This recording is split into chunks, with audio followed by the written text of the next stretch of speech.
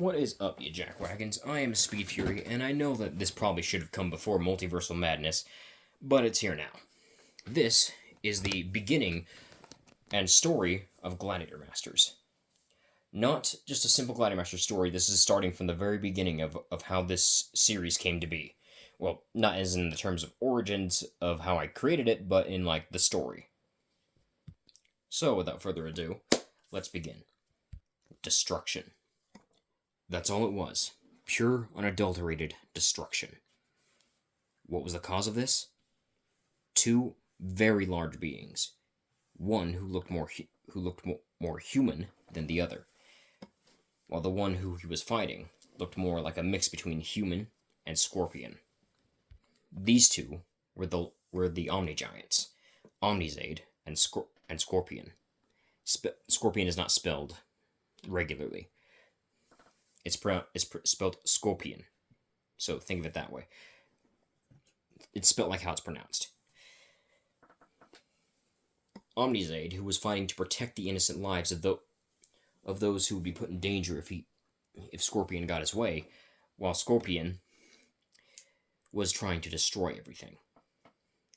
Why, Scorpion? We were brothers. Why are you doing this? Why? Why do we waste our time protecting insignificant little weaklings when we could be using this power for something more?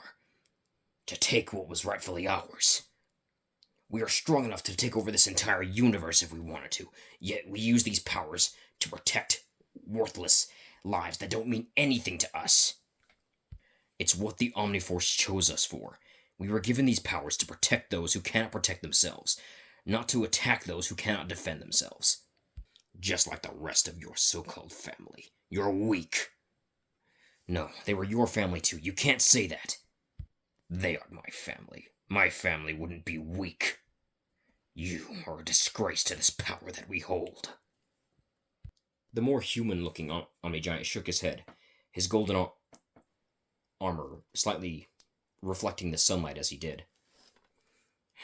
No, Scorpion, it's you who has disgraced us. You are a disgrace to the Omniforce and the power that was given to us. If you will not listen to reason, then you give me no choice. The Omni-Giant clad in golden armor flew up into the sky, charging his energy as he did. Scorpion widened his eyes in horror. You fool! You will not only destroy me, but yourself. Are you willing to risk everything just to defeat me? It'll be the end of our kind. The gold-plated Omni-Giant said nothing, before blasting his energy directly at Scorpion. In the process, this would cause his body to fade, only leaving him as a spirit. While with Scorpion, it would kill him. That may be the case, said Omnizade, but we will not be the last Omni-Giants. You forgot one when you killed the rest. What are you? Scorpion's eye was caught by something. He looked over to see another Omni-Giant, purple skin, black spiky hair with a solemn look on his face. He was looking toward Omnizade with sadness in his eyes, but he chose not to let all of it show. Molzor, said Scorpion, you didn't really think I wouldn't choose to protect my own son beforehand, did you? Said Omnizade as his body began to fade. The Omni-Giants will not fade. The Omni-Giants won't go and won't cease to be. We will live on.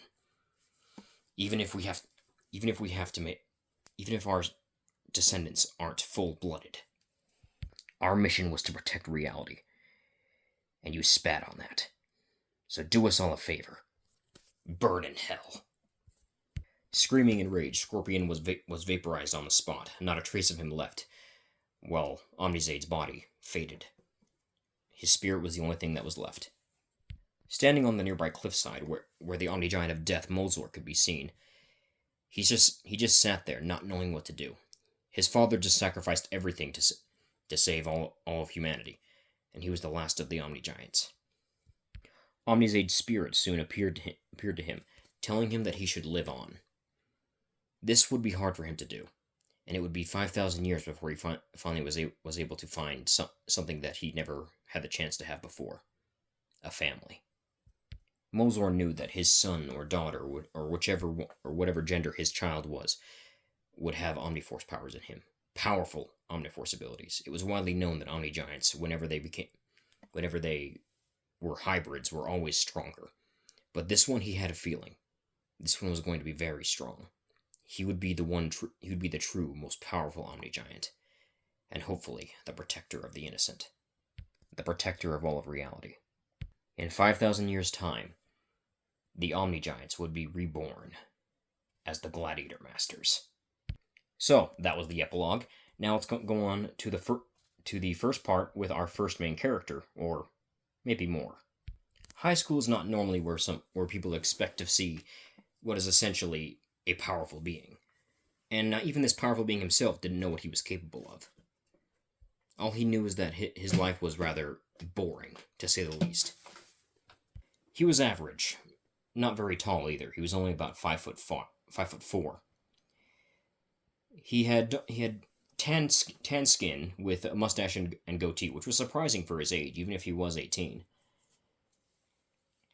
His overall appearance looked still surprisingly young for his age, although he couldn't really blame that on anything but himself, as his height didn't really change much from when he was 13. In fact, he didn't even grow at all. The boy in question's name was Weston. He was very non-social for the most part. He did have a few friends, but outside of school, he never really saw them. He still counted them as friends, and they counted him as as a friend too, but outside of school, he never really hung out with them, mostly because they were never available, which in all honesty really sucked. The boy wore a simple red t-shirt, Levi pants, bright green shoes, and a Levi jacket with a black hood and sleeves. He had just barely arrived in school, and to be honest, he was not really in the best of moods. If it was one thing he didn't like about this school, it was his first period teacher, who was very manipulative. Some teachers called him a smart mouth, but this was more along the lines of just him being himself. Very sarcastic, very sassy. He didn't really sugarcoat things. He got straight to the point and was blunt about it.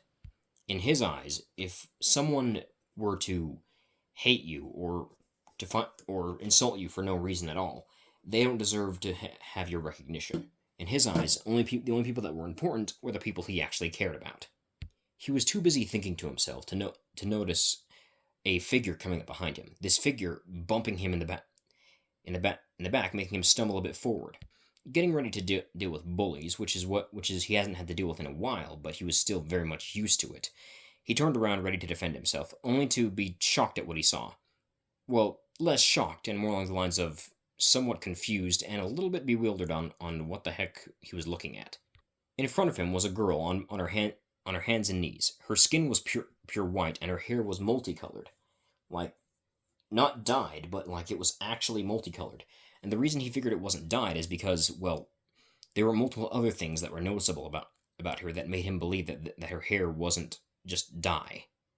Like the fact that her skin wasn't actually regular skin color, it was actually white, like completely white. Her left eye, which was the only eye that could be seen, was pink. That's not normal for eye colors to be. On top of all that, she was almost 10 feet tall, or maybe she was 10 feet tall. He couldn't tell with how she was bending over. But even bent over, her head was like nearly to his eye line.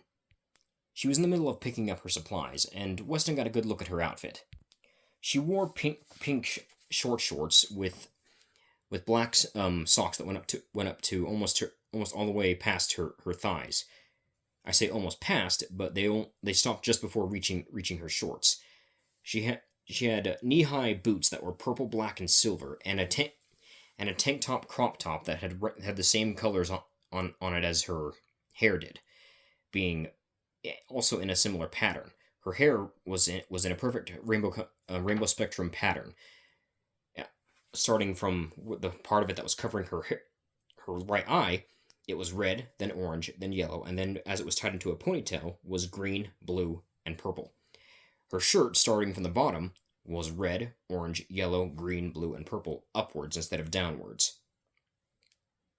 Many thoughts could be flying through the kid's head, through Weston's head right now, but the one thing at the top of the list wasn't anything that had to do with her appearance. It was more along the lines of, "What am I in an anime now? Is this like what the pretty girl meets the protagonist? Because I'm far from being any protagonist."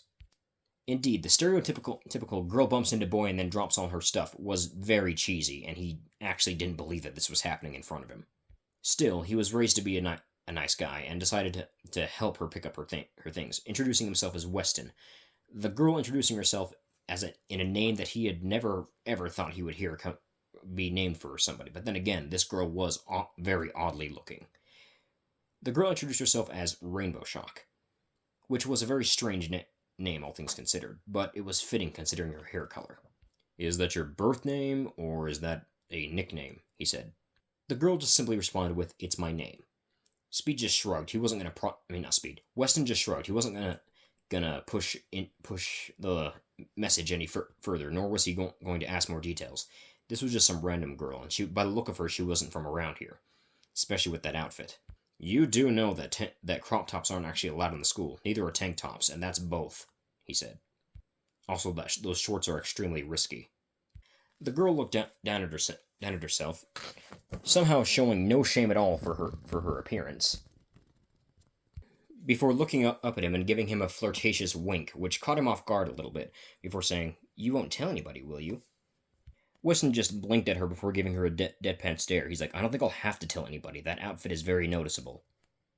The girl got a confused look on her face before blinking at him a few times before saying, "That normally works." One of Weston's eyebrows went up before saying, "What does?" To which she responds with, "My expert flirting skills." Weston gained somewhat of a more deadpan tone, if that was even possible, before saying, I wouldn't call that expert flirting skills. Also, flirting doesn't necessarily work on me because a girl has never flirted with me, nor have I flirted with anybody in my life. And even if I did, I would suck at it." She giggled at his response before saying that what he said was funny, with leaving Weston to think, "I said something funny?" His train of thought was cut short, though, when he heard snickering from nearby, a very familiar snickering that he knew as one of his friends. As he was helping the girl pick things up, he looked at her and said, "Do you have anything in here that's you don't mind parting with?" She reached into her bag and pulled out an empty can of soda.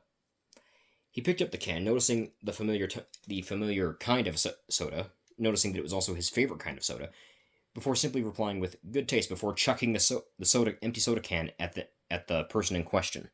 After helping the girl pick up her things, he looked at her in the eye and said, "So, where you from? I know you're not from around here because I think it would have been noticeable if anyone like you were in Emory County." The girl replied, saying she was from Salt Lake City, which was at the top of the state that Weston lived in. "Huh. Salt Lake, huh? I'd say that matches your appearance, but I don't think anybody can ever get to around 10 feet tall or have that white of skin. Are you albino or something?" "Or something," the girl said. "Uh-huh. Suspicious claims aside, I'm going to choose to not be suspicious about that," said Weston. "So if you're new here, I'm guessing you probably don't know where your first period class is," he said. The girls scratched the back of her head with a little bit of an embarrassed laugh before saying, "Yeah, not really."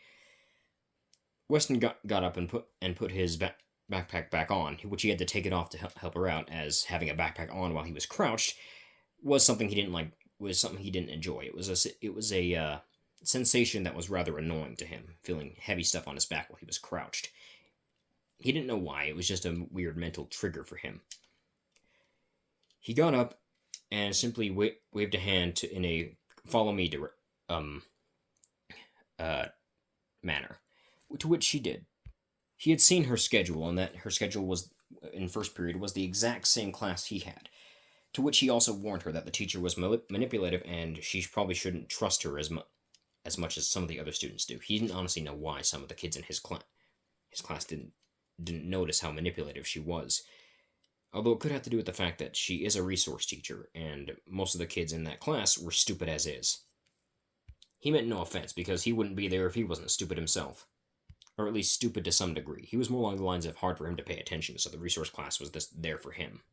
Weston sat down in his chair, with Rainbow sitting directly next to him, On his left, soon after, another boy came in, this boy being the one he hit with the can earlier. The boy in question had blonde hair and a black, gray, and purple hoodie.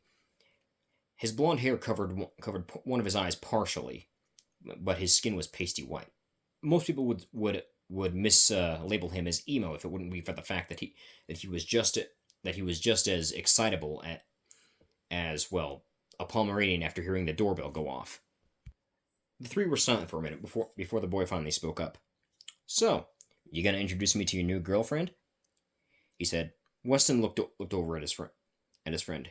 "I can throw another can at you, you know," he said. "If you had one, you would have done it already," said Gavin. The now named Gavin, who was known for getting into little arguments with with Weston, despite the fact that they were still friends, did not give up that easily.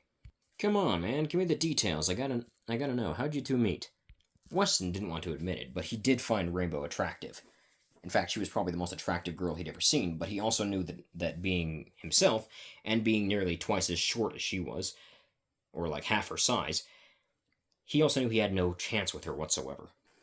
He turned to his friend and said, "First off, romance is a waste of time. I'm not getting myself involved with that. Second, have you seen her? Do you honestly think I would have a chance with her?"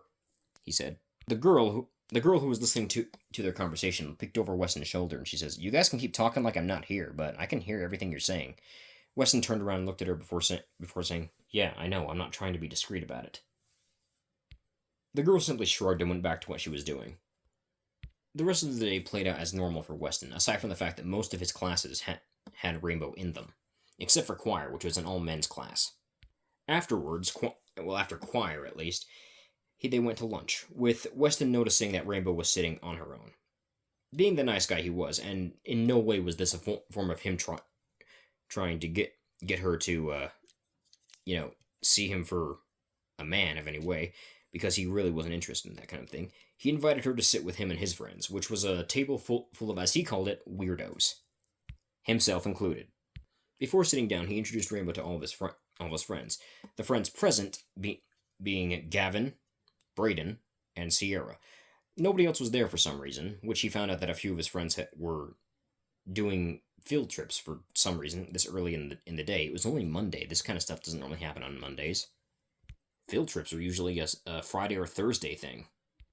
Braden, who was the oddball of the group, seeing as he was rather, skinny. He was very much a twig. Not a twig, as in like he was malnourished, just very lanky. He came over to Rainbow and pulled out a measuring tape and began to measure how tall Rainbow was. First of all, it was strange to Weston that Braden even did this in the first place, and it was even stranger that he even had just a measuring tape on hand. Snatching the tape from his friend, he said, "Firstly, that's rude. Second, why are you carrying this around?"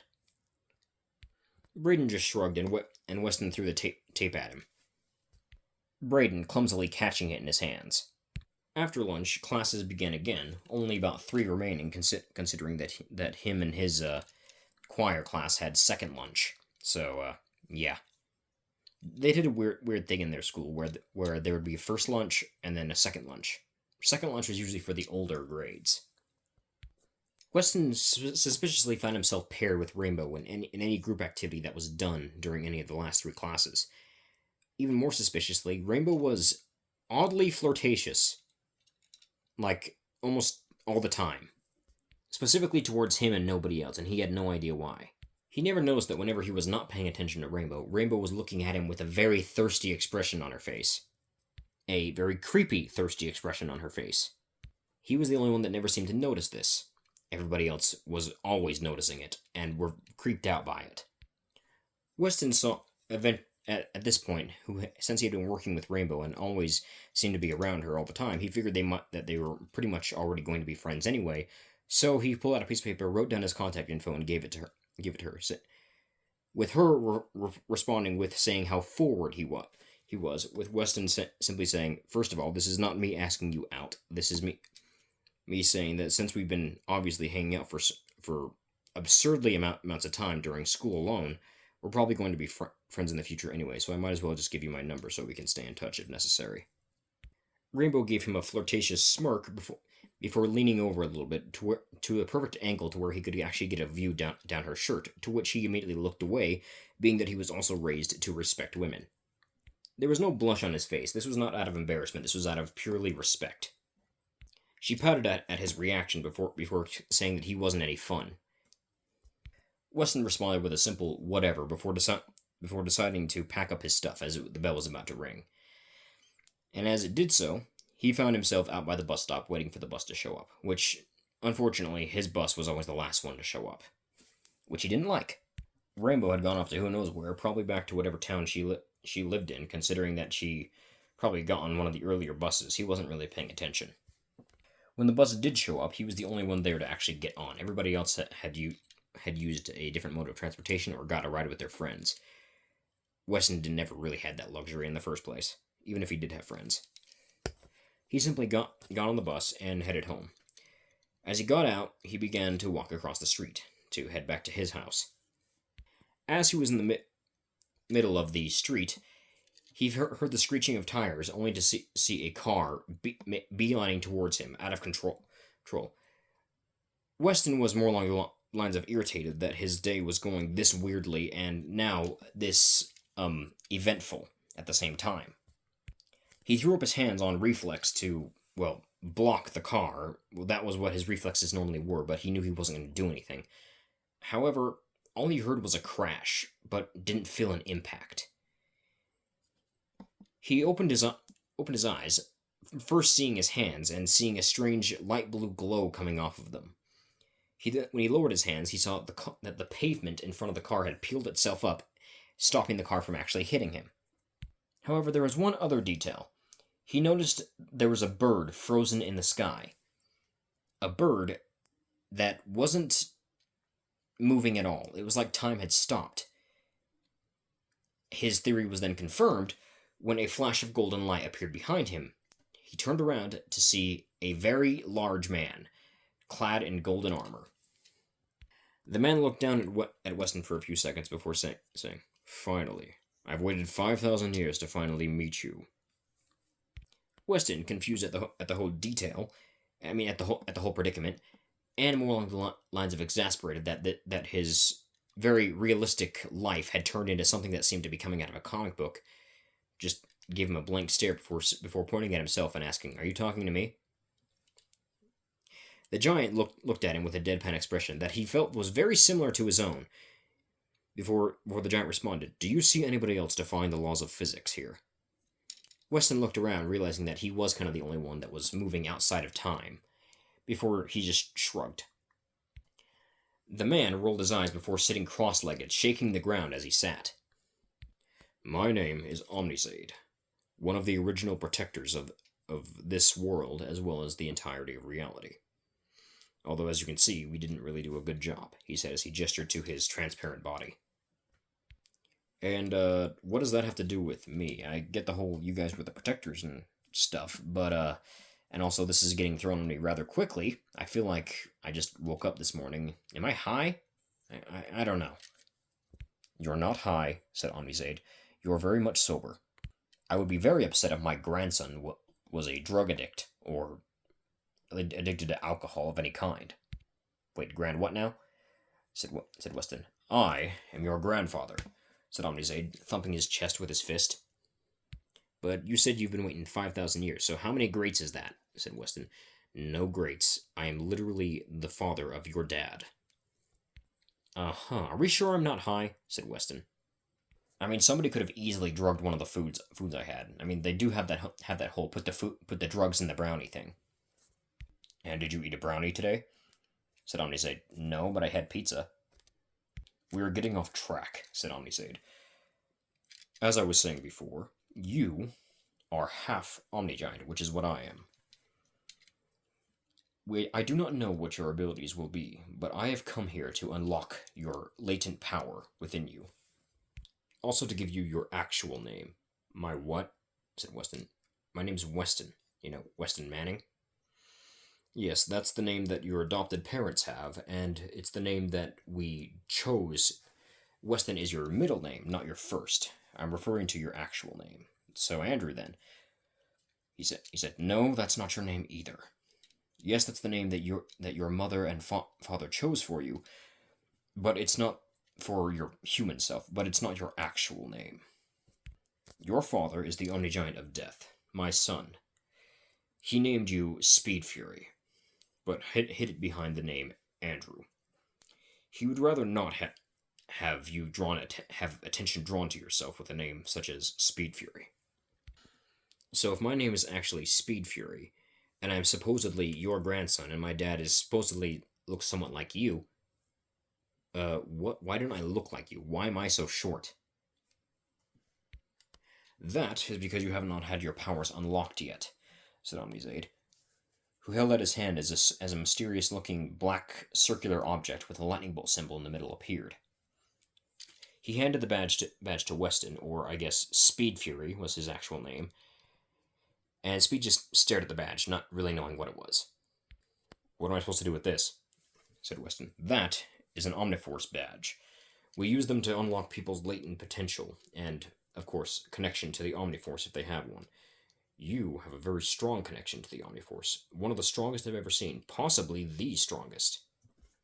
So what, I just put this on my chest, or... Yes, you put it on your chest, said Omnizaid, who was slightly irritated at Weston's lackluster reaction to all of this. Weston just shrugged before placing the badge on his chest. Surprisingly, something did happen. The badge began to glow before it covered his entire body in the same bright blue glow. His height began to increase by ×2. He was now twice as tall as he normally was. His overall appearance had changed into something more, well, how you say, cool, I guess. His hair grew longer and far more spiky than it was before. Two bits of his hair turned gold, giving a look of him having, well, dyed his hair gold, and not a regular gold, but a metallic gold. His red shirt that he wore had a blue lightning bolt appear on it that looked like the exact same lightning bolt on his badge. His skin had turned a dark blue, while his eyes turned, well, not a dark blue, just a regular blue. His eyes turned red, with the pupil becoming more cat-like or lizard-like. The wings, he grew two large red and blue wings on his back, with a long blue tail with a lightning bolt-shaped spike on the end of it coming out at the end of it. This new form of his was very, well, different. If anyone were to ask who he was, they would probably accidentally assume he was some kind of supervillain with how he looked. However, this form still looked like him to some degree. Now, that's a more fitting appearance for you, my grandson, said Omnizaid. Okay, so I'm not high, I'm probably dreaming then, said Speed, who was still somewhat nonchalant about the whole thing. Omnizaid was starting to get a little bit more irritated at this. You're not dreaming either. This is a lot more different from what I expected your reaction to be. Yeah, I'm not good with emotions, said Speed. Omnizaid facepalmed himself before simply taking a few deep breaths before explaining to Speed what he could do. Your power appears to be energy manipulation. So you mean that thing like that one Marvel superhero does? No, that's not energy manipulation, that's energy projection. Honestly, that is a terrible name for her powers. Energy manipulation is the ability to warp energy to your will. Energy is inside everything, living and non-living. It cannot be destroyed, but it can be moved and changed. In other words, said Speed, you can pretty much do whatever you want, said Omnizaid. Speed arched an eyebrow at this before putting his hand up, and a small blue portal opened up next to him. Or that's what it looked like to him. He reached his hand through, feeling around for something until he got what he thought he was looking for, before pulling it out, revealing a very small purple and yellow dragon. The purple and yellow dragon in question immediately glared at him before yelling at him, telling him to put him back as he was in the middle of looking for gems. Speed raised an eyebrow at this before Omnizaid scolded Speed saying, "Indeed, put that back. That's going to cause much trouble for the Omniforce and for all of reality," he said. Speed shrugged before putting the dragon back in, but not before saying a few things to the dragon. Hey, if you see a very fat bear carrying a sack of gems, flame him for me. The dragon in question gave a thumbs up, which Speed still didn't know how that was possible, for saying, "Will do." You get what is essentially the strongest power in all of reality, and the first thing you do is kidnap your favorite video game character. Speed shrugged before saying, "Hey, I always wanted to meet Spyro."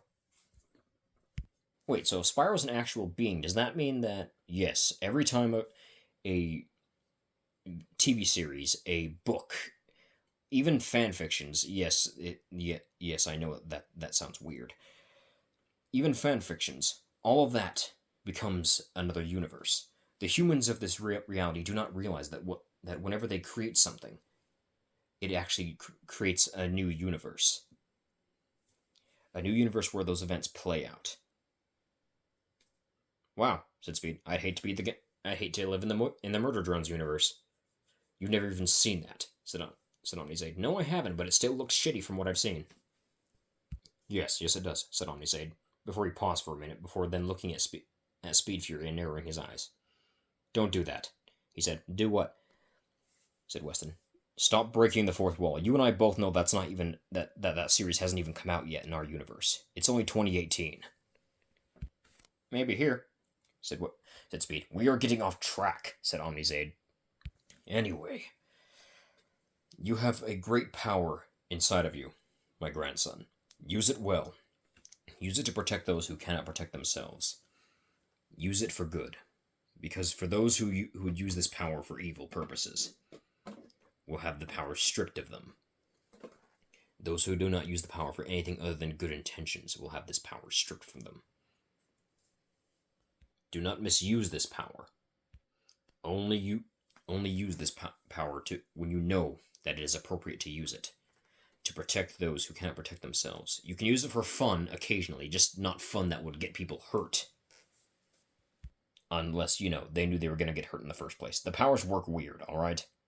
Speed gave a thumbs up, still with a blank expression on his face. This is not how I saw this going, said Omnisade. You are a very strange boy, he said. Oh, and believe me, I'm very much aware of that, said Speed. Comes with the territory of being autistic. I don't think it's just autism, said Omnisade. Said Speed as he shrugged. Omnisade reached behind him and pulled out what looked like a box. He handed the box to Speed before saying, "Give those to the ones who share the same symbol as the badges." Speed said, "Oh wait, I'm making a team?" said Speed. "Not a team," said Omnisade. "An army. With maybe a few separated teams. You realize that if my school is being overrun with a bunch of giants, that it's not going to exactly go well, right?" said Speed. "People are going to ask questions. Because people clearly aren't supposed to be, 10 feet tall. Actually, you're 10 foot 8. That doesn't make it any better," said Speed. Then Speed froze as he realized something. Wait, 10 foot 8. Weird skin color. Weird eye color. Rainbow's one of us. Rainbow's like this too, isn't she?" said Speed. "Indeed she is," said Omnisade. Who do you think was responsible for telling me where you were? You didn't know where your own grandson was?" said Speed. "The afterlife is a pain in the ass to navigate. Don't you disrespect me, boy," said Omnisade. All right, I'm sorry," said Speed. "But why didn't Rainbow have the wings, the horns, and, this?" he said, grabbing his tail. "Oh, she does. She can just retract them. You should be able to do that too." "Wait, I can retract these things? How? These things are almost as big as the rest of my body," said Speed, looking at his wings. "Just think about retracting them," said Omnisade.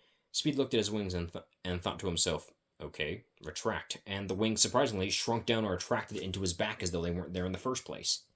"That is all kinds of weird," said Speed. "Yes, that was essentially a few of our reactions when we got our powers for the first time," said Omnisade. "So if you could come to meet me this entire time, why haven't you?" said Speed. "Well, for starters, you weren't actually supposed to meet any of us until you were at least 30. All things considered, things changed. Omniforce creatures have been seen popping up all over the world. Most people don't know what they are. aside from a few of the subhumans like Bigfoot and Yeti, seriously, you guys really need to chill with the whole hunting down Bigfoots and Yetis thing. They're just humans with just way more hairy. Speedy arched an eyebrow. So wait, those things are actually real? First of all, those things are just humans like you. They're just more hairy. There are plenty of subhumans out there. In fact, you guys are probably the regular humans are probably the weakest out of all the different human species on the planet. There's a reason they hide themselves from you, he said. Yeah, I figured there was, said Speed. Well then, now that all that's settled, said Omnizaid, I must leave you for now, but if you ever need any assistance or, well, any knowledgeable assistance, I can't really help you in the field of battle. If you ever need my wisdom on anything, just say my name and I shall appear to you to assist in any way I can. And, also, stop ignoring your feelings for that girl. She clearly is into you, said Omnizaid before disappearing. Speed was a bit irritated that his grandfather got the last word in, and it was a way to embarrass him. But time began to resume again, and the guy who almost ran into Speed with his car stepped out, and he looked sleepy as heck. Like the bags under his eyes were no joke. The man looked back and forth between his car, the peeled-up road, and Speed, before saying, I think I need to get some sleep. I'm seeing things. The road's peeled up, you look tall as heck and blue for some reason. Ugh, I don't even know if I should get back in the car, he said. No, you're not hallucinating that part. I actually am tall and blue. I'm just as confused as you are. I thought I was high when this first happened to me. Somehow that doesn't make me feel any better, said the guy. Yeah, me neither, said Speed.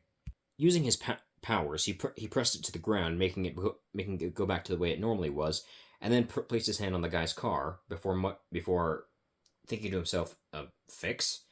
To which the car immediately fixed itself. Oh, so I'm going to be overpowered then, said Speed. I'm not sure if that's going to be fun, boring, or both. Speed decided to go home and sleep the rest of what he just witnessed off. There was no way in heck he was going to be able to think clearly with all the shenanigans that he'd had to put up with in just one day. Turns out his parents did know that what was going to happen to him, though, surprisingly. He was a bit irritated they didn't tell him, but that was a normal thing for them. They kind of forgot to tell him a lot of things sometimes, which he made a joke out of. The next day, instead of taking the bus like he normally would, plus he probably wouldn't fit in the bus in the first place, Speed spread his brand new wings to try and fly. Surprisingly, it was really easy.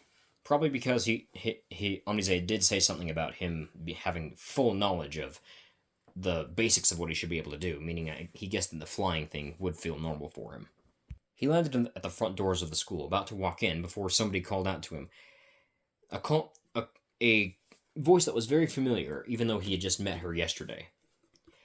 Calling him by Weston, he turned to see Rainbow, and she was wearing a very similar outfit to what she was wearing the other day, except this outfit was slightly different. Instead of pink short shorts, she wore a pink high-waisted skirt, and her shirt, while being the same colors and same pattern, was more of a short sleeve instead. She also wore black arm sleeves that went all the way to where her palm ended on her hands, and now her bat wings, and she had bat wings, what looked like a snake's tail, and instead of regular ears, fish fins on the side of her face. Her boots were still the same, though. She walked up to him, and Speed didn't notice that he was actually blushing, which turned his skin a darker shade of blue. He thought to himself, dang, that's hot. So, I guess you're not albino, said Speed, who surprisingly was able to keep his cool despite the fact that there was a very attractive girl in front of him who, now that he realized how much taller he was than her, he realized that he also could easily do the whole tall guy is very pressing the girl against the lockers thing, although he didn't do that at all. He wasn't going to risk doing that at all. No, I'm not albino, said Rainbow, who was still giving him the half-lidded gaze that she had always been giving him for the past day, and now today it seemed. She placed a hand on her hip while also leaning over a little bit to give Speed that same view she tried to give him yesterday, to which he instantly turned away before grumbling at her, saying, "Could you not be flirtatious for once?" "Depends," said Rainbow. "Depends on what?" said Speed. "On if you're going to stop avoiding my advances or not," said Rainbow. Speed gave her a very bewildered look, only for her to open her mouth and a long forked tongue snaked out before before she retracted it back in. While also he thinks she was giving him a wink. He couldn't tell because one of her eyes was still covered. Woman, you have no shame, and somehow that worries me, said Speed. Oh, it should, she said. Also, I still haven't gotten that answer, she said, getting closer to him. I'll think about it, said Speed. He was slightly starting to change his mind about the whole romance being a waste of time thing, but mostly because of Rainbow. He didn't know why she was specifically interested in him, especially considering they have just barely met. But it was oddly um he found it very interesting, to say for lack of a better word. So I guess you gotta find your teammates now, said Rainbow. Yep, said Speed. Or at least most of the ones I can find. I don't know if these badges are glowing because their users are close, or because, they're about to be activated, or what. I'm not really sure. Rainbow just shrugged before revealing her own set of badges that she had to give to people as well. Huh, said Speed. So I guess we both still got to recruit our teammates, huh? Yep, said Rainbow. Speed then felt something slither around his own tail before immediately yanking his tail away and glaring at Rainbow. What do you think you're doing? He said. What? You don't want to hold tails? Said Rainbow. Firstly, I've never heard that term in my life. Second, no, we aren't dating yet. Do you have no shame? Like, at all? Are you sure that this whole thing isn't just an act? He said, gesturing to Rainbow. Hell no, said Rainbow. Why do I get the feeling you're going to be the result of very, very many mishaps in my near future? He said. Probably because I will be, said Rainbow. In many ways, she said before sauntering over to the front doors. Speed shivered at the very strange girl and also extremely attractive girl, who for some reason had very much and become infatuated with him, despite the fact that he had done nothing to earn such infatuation. As Speed walked into the school, he found himself being stared at by literally everybody there. Rainbow was, of course, also being stared at, but he was being stared at more, considering he was a new face to most of the people there. He also realized that some of those stares were from the female students, and they were giving him very lustful stares. Speed narrowed his eyes at that, especially considering that nobody ever looked at him that way before. Well, nobody except for he looked over, noticing that Rainbow was giving him a look from the side of her eyes. Speed shivered at this before speaking up. All right, we're gonna have to split up. We got plenty of time before the school actually starts with classes, considering how early we are here. Why are there so many people here this early anyway? He said. You don't normally come to school that early, do you? Said Rainbow. Never, said Speed. I hate school. Once we're done recruiting our teammates that are here, I'm ditching this place and never coming back, said Speed. Don't we need an education? Said Rainbow. These abilities that I got gave me the ability to pretty much know everything about everything. Despite the fact that my personality hasn't changed, you do not want to know what things I now know. It's honestly haunting me a little bit. I'm just damn good at hiding it, said Speed. Mm-hmm, said Rainbow. Anyway, I'll go find my teammates, you go find yours, he said. The two split up and began to look for their team. First, for now, we'll stick with Speed Fury, and then we'll actually switch to Rainbow's perspective later. As Speed began to walk around, being looked at by almost everybody in the school, he finally bumped into somebody he recognized. Well, he recognized everybody, but this person he specifically, actually cared about. This being his friend Gavin. Gavin looked at him for a few times in confusion, staring him up and down, before then realizing that he recognized the clothing choice and the posture that the guy was holding. Weston? Said Gavin. Yeah, how'd you know? He said, well, for starters, you're wearing the same outfit that you always wear, being that red shirt which has a lightning bolt on it now for some reason, and the jacket, and the fact that you're also slouched and look like you'd rather be anywhere else. That's normal for you, said Gavin. Huh, guess you do know me as well as I thought. He said, anyway, long story short, apparently that girl from earlier, the new one, yeah, she has powers. And, now I do too, said Speed. Are you not going to give me any more explanation than that? Said Gavin. Not in the slightest, he said before noticing a faint purple glow coming from his jacket. He reached into one of the many pockets on his jacket and pulled out one of the badges.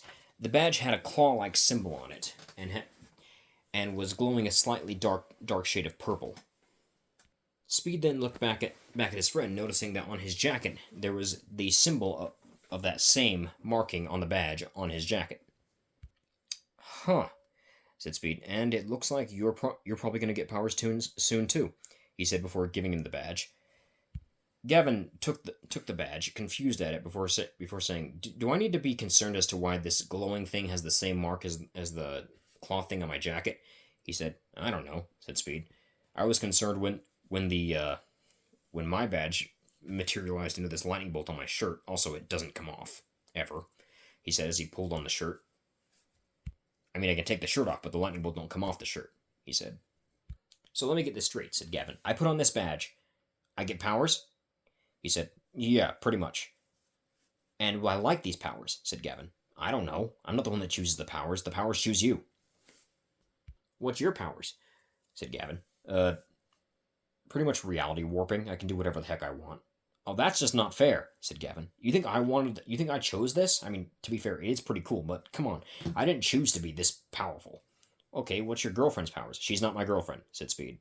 "Not yet," said Rainbow's voice from somewhere in the crowd of students. "I don't like the fact that she can hear us, or the fact that I can't see her," said Speed. "Anyway, her powers," said Gavin. "Oh, I actually haven't asked yet. Judging from her appearance, it probably has something to do with maybe the weather or something. I don't know." "Hey, wait a minute," said Gavin. "She didn't have any wings or a tail or horns," said Gavin. "Yeah, she can retract those, and so can I," said Speed as he retracted his horns, wings, and tail. "Oh, cool. That means they won't get in the way when I'm going through tight areas," said Gavin. "We don't even know if he'll grow wings. Okay, that just happens to be a thing for me and her. Also, I have no idea what she's supposed to be, because her tail's like a snake's tail, her wings are bat wings, and then she has like the weird fish fin things for ears on the side of her face." "That still could be a dragon," said Gavin. No, I know what bat wings look like. Those are bat wings. She's not a dragon." Gavin shrugged before nonchalantly placing the badge on his chest.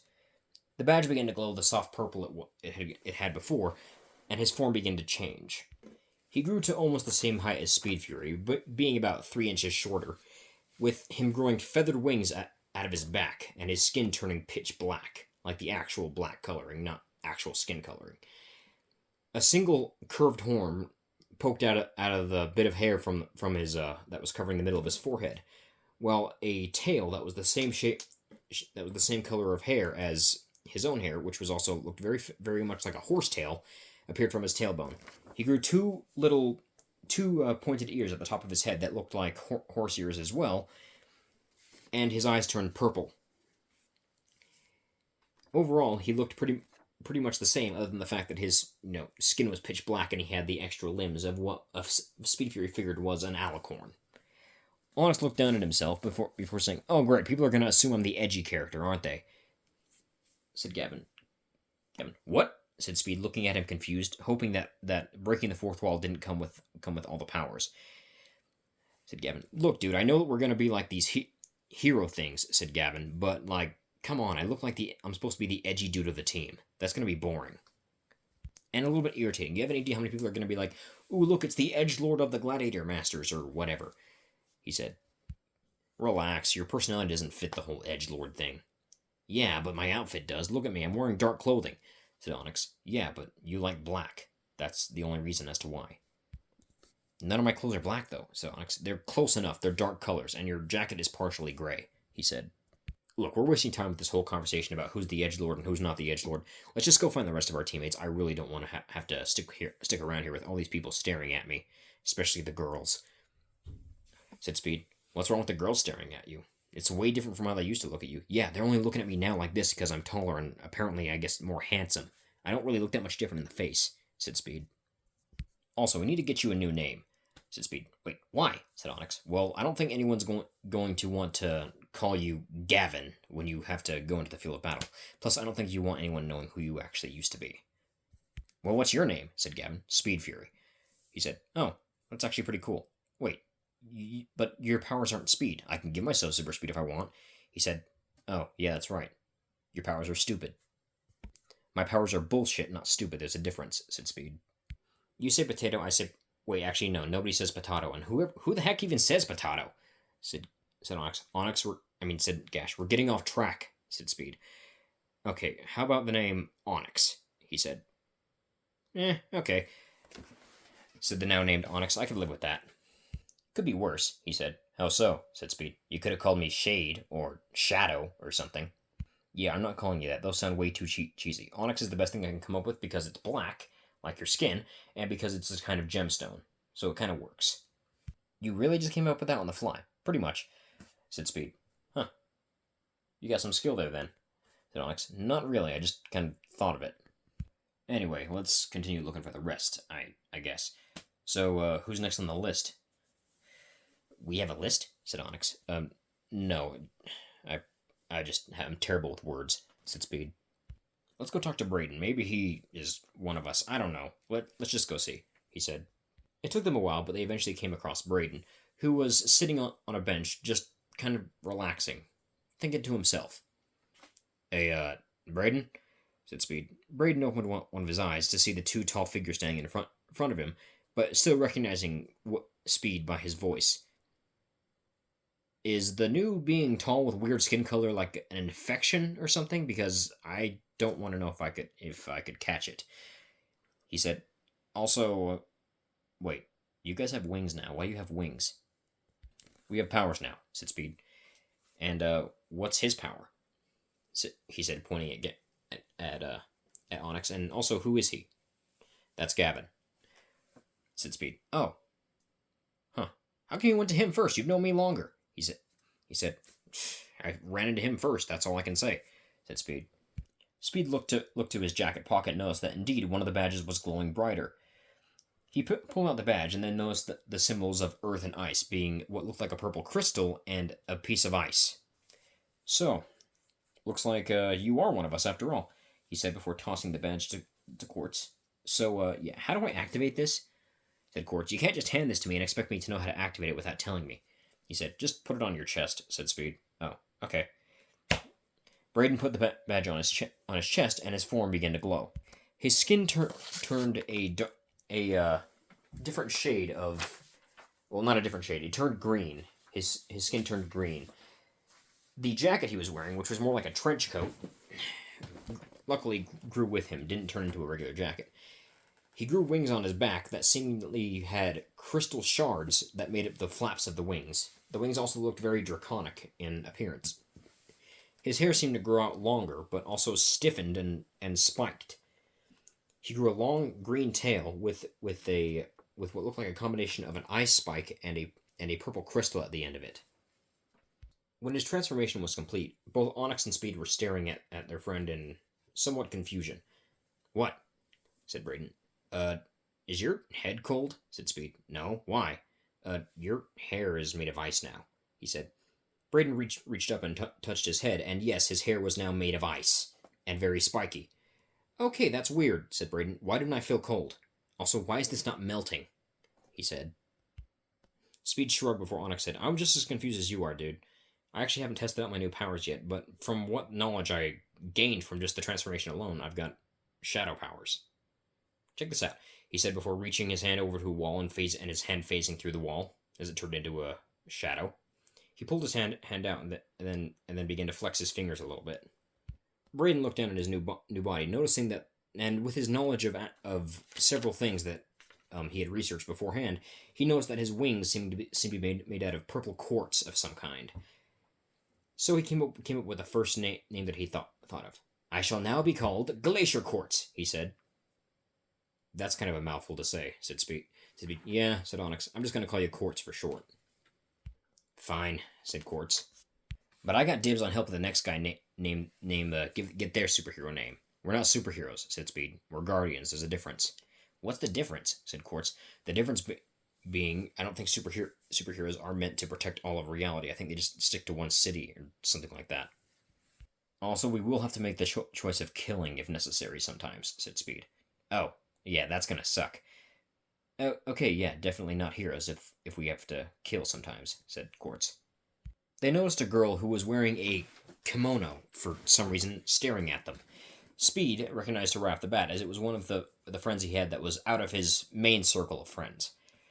But neither of the other two recognized her. Jenna? Said Speed. Why are you wearing a kimono? Jenna, the girl in question, Jenna, looked down at herself before saying, Hey, what's wrong with wearing a kimono? It's weird to be seeing somebody in a kimono on school, he said, not to mention you are not Japanese in the slightest. Hey, if a girl wants to wear a kimono, you let her wear a kimono, she said. I'm not saying you shouldn't wear it, I'm just saying it looks weird, said Speed. Hey, why is your pocket glowing? She said. Speed looked at his pocket, noticing that there was a lighter purple glow coming from his pocket. Oh, said Speed.